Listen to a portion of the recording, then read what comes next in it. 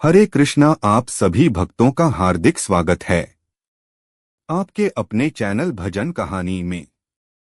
भगवान श्री कृष्ण और राधा रानी की कृपा आप और आपके समस्त परिवार पर सदैव बनी रहे।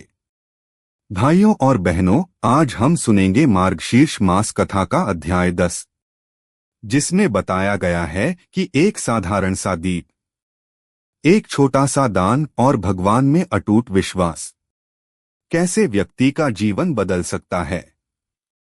कथा दीप और दान का अद्भुत फल। एक समय की बात है, एक गांव में धनेश नाम का युवक रहता था।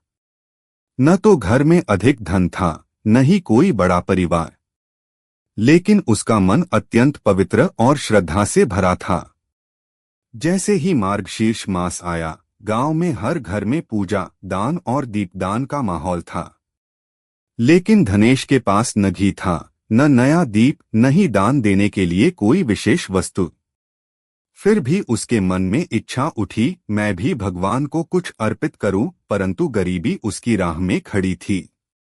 उसी रात उसने अपनी पत्नी से कहा, यदि भगवान भाव देखते हैं तो मैं अपनी क्षमता से जितना बन पड़े उतना अवश्य करूंगा। पत्नी ने मुस्कुराकर कहा, सच्चे मन का दीप सोने के दीप से भी बड़ा होता है। यह सुनकर धनेश ने पुराना टूटा हुआ दीप उठाया, थोड़ा सा सरसों का तेल भरा और एक रुई की बत्ती बनाकर भगवान श्री हरि के सामने रख दिया।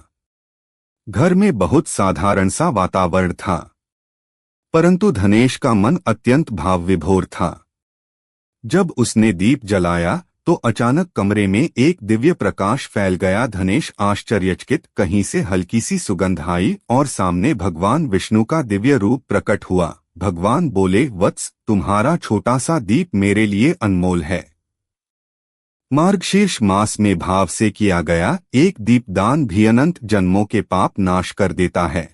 धनेश भाव विह्वल होकर बोला, भगवान, मेरे पास तो देने को कुछ भी नहीं था।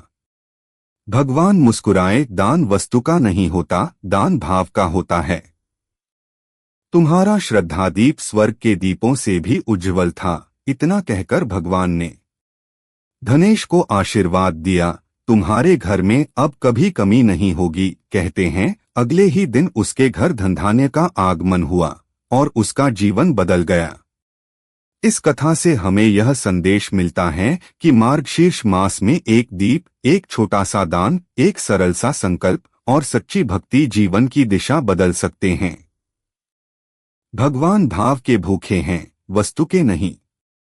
जो भी भक्त श्रद्धा से मार्गशीर्ष मास में दीप दान करता है और भगवान विष्णु का ध्यान करता है, उसके जीवन में सुख, शांति, धन और सौभाग्य स्वतः आने लगते हैं। अगर आपको यह कथा अच्छी लगी हो तो वीडियो को लाइक करें, शेयर करें और चैनल को सब्सक्राइब करें। धन्यवाद।